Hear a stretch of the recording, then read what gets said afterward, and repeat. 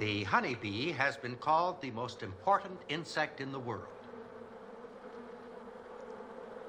Because of its importance and unique way of life, the bee has been studied more carefully than perhaps any creature except man himself. The results of these studies have been published in more than 30,000 books and articles.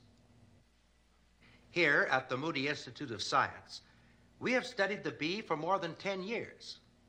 Of course, in that time, we have barely scratched the surface. But the study has given us a profound appreciation of this remarkable insect. The bee is a social creature, and thus faces many of the problems of human society, such as keeping cities clean. When thousands of creatures live closely together, they either maintain rigid standards of sanitation or run the risk of disease and epidemic. In the hive, sanitation squads are constantly at work. Foreign material is quickly disposed of. Each one of the thousands of cells is thoroughly cleaned and even varnished after every use. The result of this constant vigil is a hive which is amazingly clean. And not only is it clean, the hive is air conditioned as well. Daily and seasonal temperature fluctuations create a serious life and death problem. The larvae will die if the temperature in the brood area falls below 90 degrees or exceeds 97 degrees. Sensing organs on a bee's antennae can detect a temperature change of a ½ degree Fahrenheit. If the temperature goes down, the bees stoke their bodies with honey. A high metabolic rate quickly converts this honey into heat, and the collective heat of thousands of bodies provides a blanket of warm air.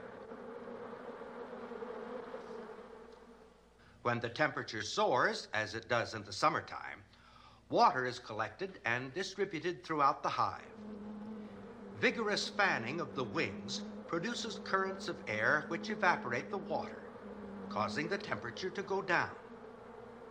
Notice how the bees station themselves to control the movement of the air. In at one side,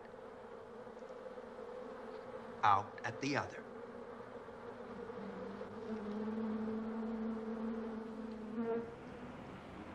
International law recognizes the right of any country to regulate the passing of persons across its borders. Only those who meet certain requirements are permitted to enter. There is a striking similarity between this procedure and that which exists between hives of bees. Guard bees constantly patrol the entrance. Each hive has a distinctive odor, and just a swipe with the antennae tells the guard whether the bee trying to gain entrance is a citizen or an alien. Aliens are forcibly ejected.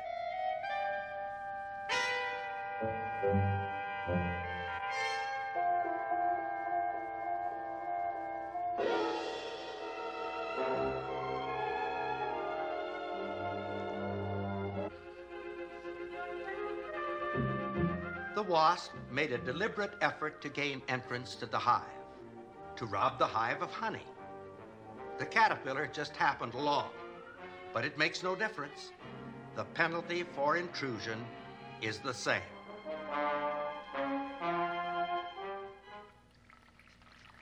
A saucer of sugar water will allow you to make an interesting observation of the efficiency of the bee society.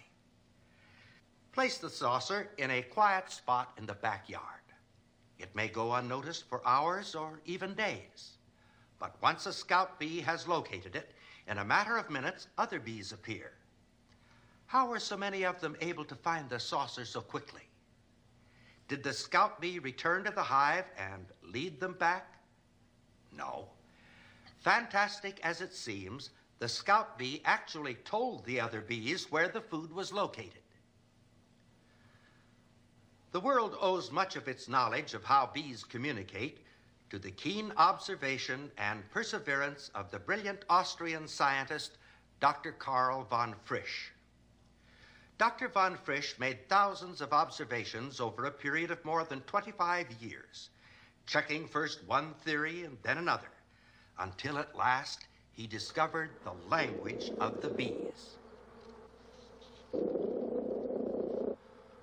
For one thing, the scout reveals the kind of nectar she has found simply by passing out minute samples. More information is conveyed through a complex figure-8 dance. The waggle is the important part of the dance. The vigor with which the abdomen is moved from side to side indicates the sugar content of the food. The food may be just average, or it may be something to really get excited about. When a scout bee dances straight up on the honeycomb, she is telling the other bees they can find food by flying directly toward the sun. If food can be found by flying away from the sun, she dances straight down. By varying the angle of the dance, a scout can indicate a food source in any direction. 90 degrees to the right of the sun. 40 degrees to the left of the sun. But how is a bee able to follow bearings with respect to the sun? This would imply the bee has some kind of compass, and so she has. An amazing polarized light compass built into her compound eye. But if the bee is to find the food, she must know not only direction, but distance as well. Observe again the center portion of the dance. The length of time spent on the waggle and the number of pulses of sound emitted in each buzz are a measure of the distance to the food source.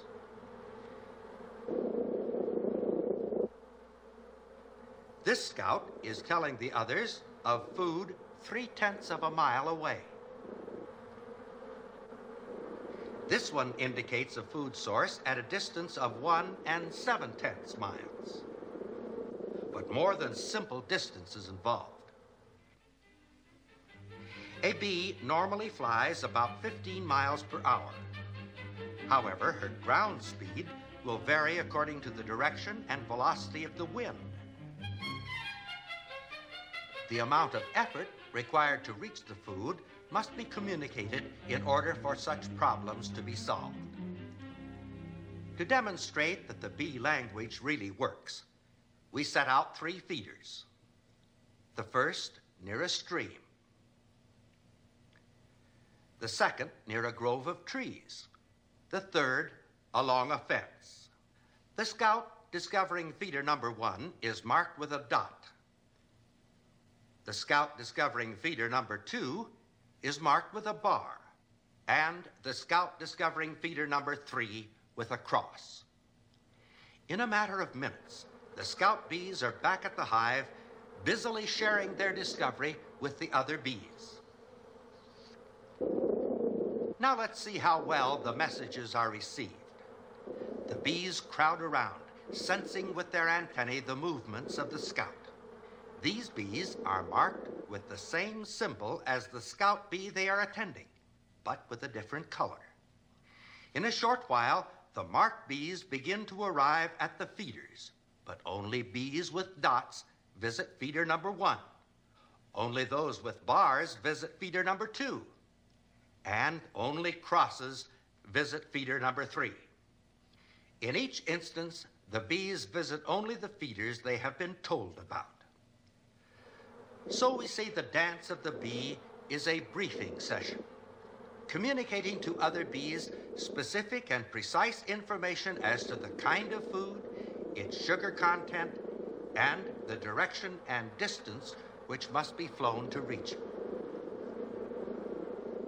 The extent to which the bees rely on the accuracy of the information is seen in the matter of fuel supply. One might suppose that bees leaving the hive would take along a full load of fuel, but such is not the case.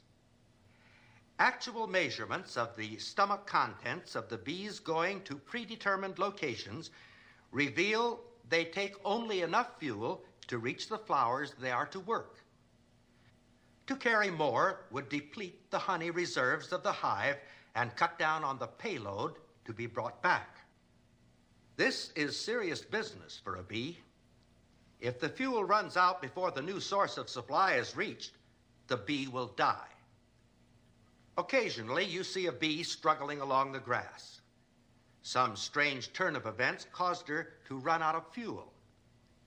You can nudge her or even give her an elevated position from which to take off, but she can't fly. There is not enough fuel to run those wing muscles. But feed her some sugar water or honey, and before long, off she flies. Bees actually stake their lives on the accuracy of the information they have been given, and the system really works. In 1 year, in the United States alone, 247 million pounds of honey were harvested. This was in addition to approximately twice that amount used by the bees themselves. This means that the bees sought out, sucked up, transported, and processed about 1,500,000,000 pounds of nectar. Converted into honey, this would fill 41 million cartons and make a stack nearly 8,000 miles high. The population of the bee city varies throughout the year. The 80,000 inhabitants will, within a few months, shrink to 15,000. Then, just as suddenly, build up again. This fluctuation is no accident. It is the result of a carefully regulated system of population control, the key to which is the queen bee. When a queen is needed, a group of workers called nurses select several very young larvae and feed them an abundant supply of royal jelly. One of these will become the queen. Thus, in a very literal sense, a queen is made, not born.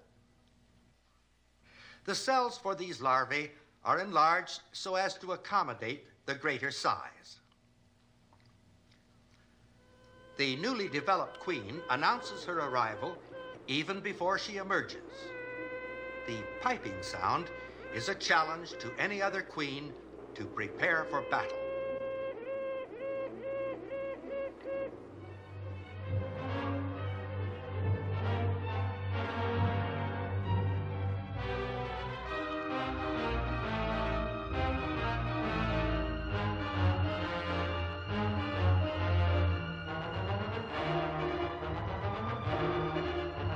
The queens engage in a death struggle until only one remains. And the remaining queen is a phenomenal egg producer, laying more than twice her weight in eggs in a single day. However, the queen has no control over the number of eggs she lays. This is determined for her. She is fed and cared for by the nurses. The more they feed her, the more she lays. By varying the amount of food she is fed, the nurses control the number of eggs laid and thus control the population. The eggs are laid one to the cell. After 3 days, the egg hatches. The larva never leaves the cell in which it is cradled, so all the food necessary for its development must be prepared and brought to it. This, too, is done by the nurse bees. During the next 6 days, the nurses will make thousands of visits to every cell. Think of it, thousands of visits to raise one bee. Yet there can be thousands of larvae all developing at the same time, each requiring a formula precisely controlled as to both the amount and content of the food. And the honeycomb, the home in which the larvae are raised, the storehouse for the nectar and pollen, is a marvel of construction. The material used, the beeswax, is of the bee's own manufacture. Honey is consumed in great abundance. Once they have gorged themselves, these building engineers assemble at the construction site. They join together, each bee clinging to the one above. These living ladders are made possible by strong hooks on the end of each leg. Hour after hour, they cling like this, the bees at the top supporting the combined weight of all those below, until finally, after about 24 hours, wax begins to appear as thin flakes on the abdomen. The bee then transfers the wax to its mouth, where it works and reworks it, all the while mixing it with a frothy liquid, resulting finally in honeycomb. This piece of honeycomb weighs just over an ounce, but it represents over 20,000 bee miles for collecting the nectar, over 100,000 bee hours for changing the nectar into honey and wax, and an additional 18,000 bee hours spent in working the wax into honeycomb, all according to a precise pattern, because the end result must be the most economical use of this very costly material. Now, if the bee were to build just one cell, the cylinder would be the ideal shape. It certainly fits the bee, and it has the greatest volume for the least amount of material. But when these cells are joined together, the advantages disappear. There is waste space between the cells. And what is more important, the sides of one cell do not form sides for an adjacent cell. Now, the pentagon would fit the bee reasonably well, but there is no way that pentagons can be put together so that all sides are common. This sharing of sides is possible with only three cross-sectional shapes: the triangle, the square, and the hexagon. However, the triangle provides the least amount of usable space for the amount of material used. The square is somewhat better, but still quite inefficient. The hexagon is the one ideal shape, and of course, it's the shape the bee uses. It provides the greatest volume with the least material, and it is by far the strongest. Employing this same type of construction, engineers have produced the world's largest grain storage elevator. The high-speed aircraft of today utilize the principle of the honeycomb in their construction. Cores of honeycomb-shaped material are bonded between face sheets, providing maximum strength for the least weight. Modern science, with its high-speed computers and intricate mathematical formulas, has not been able to improve on the efficiency of the honeycomb, the ideal structural shape. The honeybee has been amazingly successful in technical and mechanical things, an area, by the way, in which man has done very well indeed. But the bee seems to be successful in another area where man seems to be failing. In the bee society, there are no labor management problems, no strikes, there's no unemployment, there's no crime, no juvenile delinquency, no rebellion against authority. No one can doubt the efficiency of the bee society. We must recognize, however, that this is an utterly ruthless efficiency. There is no unemployment because bees practice total and absolute population control geared to economic conditions. There is no need for pension plans or medical care for the aged because the law of the hive demands that bees literally work themselves to death in 5 or 6 weeks, though capable of living for years. If the queen bee is unable to lay the required number of eggs, she is stung to death. As soon as the mating period is over, all of the drones, or males, are also done away with. In the beehive, the individual is nothing, the state is supreme.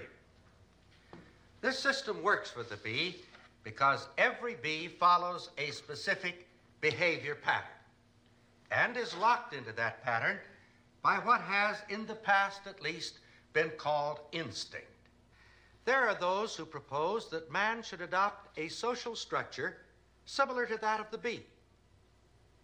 In so doing, they are fully aware that they are proposing an utterly ruthless society. They are also aware that man is not instinctively locked into such a behavior pattern, and so they propose to substitute force for instinct. No thoughtful person could possibly give assent to such a proposal unless first he had accepted two major tenets of atheistic materialism. One assumes that man is merely a highly developed animal and that he differs from the lower animals only in degree, not in kind. The second assumes that there are no absolute standards of right and wrong, and that what standards we do have are largely artificial, unrealistic, and unworkable. In other words, it is assumed that there is no behavior pattern designed to meet the special needs of man. And so man is free to develop his own standards or even borrow a behavior pattern from the animals. But is it true that man has been left without a standard of behavior? History clearly indicates that every civilized society has been based on certain moral and ethical principles which are contained in the Ten Commandments. Now, many people laugh today when the Ten Commandments are mentioned. They seem to feel that they're outmoded, that they're not relevant to the needs of modern society. But is this true? How long has it been since you read the Ten Commandments? They contain such things as thou shalt not kill, thou shalt not steal or covet, thou shalt love thy neighbor as thyself. Is there anything wrong with this as a pattern of behavior? Think what the world would be like if every person were locked automatically and irrevocably into this pattern. There'd be no war, no crime, no racial problems, no poverty. You could disband your armies and your police, and we could take all the locks from our doors, and man could devote his time and attention to that which is constructive. No, there's nothing wrong with the pattern. It's perfect. Our trouble stems from the fact that man is not following this pattern. In fact, there is every evidence to support the conclusion that man, by himself, is morally incapable of following this pattern. But why? The interlock is missing. Is this an accident or an oversight? Now, if a tiny insect could be locked into this behavior pattern, certainly an omnipotent God could have locked man into this pattern. And yet, as we look around us, it's quite obvious that man isn't locked into any pattern, certainly not this one.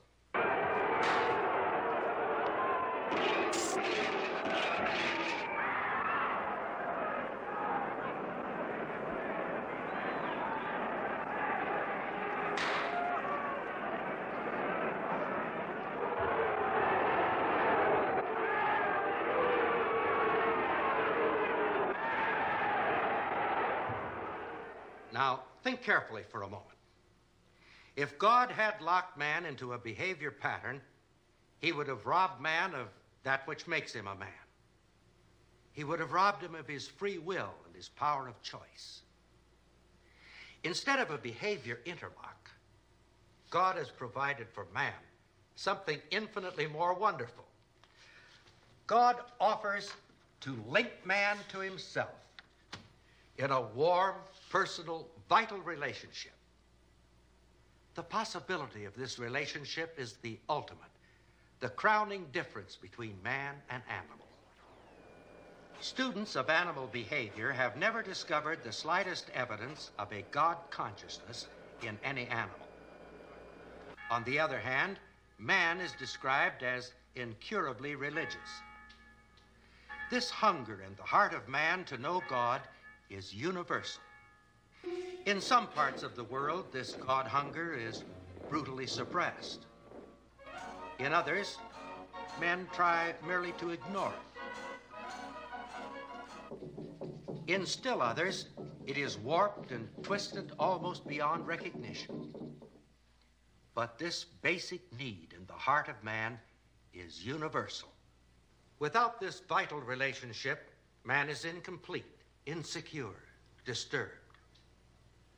God has made no provision for man's happiness or success apart from this relationship, because God never intended that man should live without it. The Bible, the Word of God, sets forth in precise language the conditions upon which this relationship with God can be established. The first is an acknowledgement on our part that we're unable to keep the 10 Commandments, that we're sinners, that we need help. The next is a step of faith, that we receive this relationship with God as a gift. In John 1:12 we read, "But as many as received him," that is Jesus Christ, "to them gave he power to become the sons of God, even to them that believe on his name." This is God's solution to the problem of human behavior. It deals with the problem at its source, not the group, but the individual. Can this relationship with God solve the problems of the world? Well, it can solve the problems in that part of the world for which you are primarily responsible, your own life. And then it can spread to others as you become a living witness to the power of God to transform a human life.